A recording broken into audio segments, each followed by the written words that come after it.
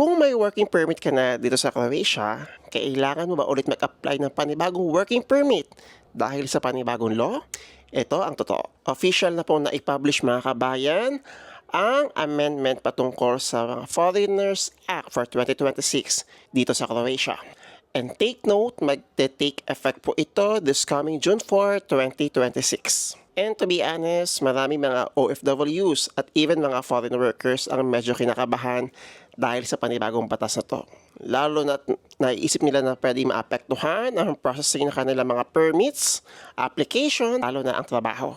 Pero ito po ang mga dapat nyong malaman. Kung naka-apply na po kayo before ng June 4, 2026, hindi na po ninyo ulit kailangang mag-resubmit ng application.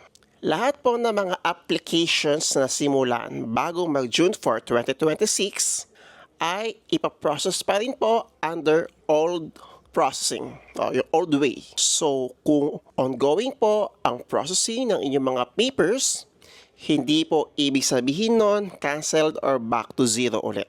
Pero hindi lang yan ang changes. Kasama rin po sa bagong rules ang pagbabago ng working permits, paglipat ng employer, ang unemployment rules, seasonal work, labor market testing, at ang responsibilities ng inyong mga employers at ng inyong mga agencies.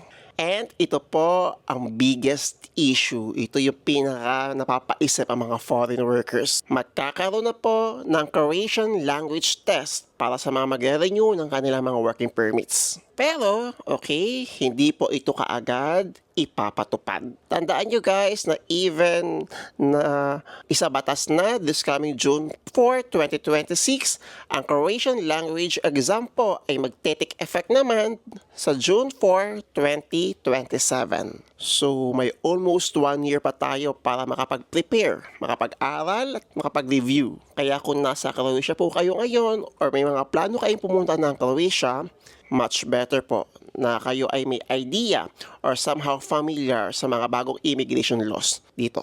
Follow me for more videos para sa kwento po ng mga buhay ng mga Pinoy dito sa Croatia.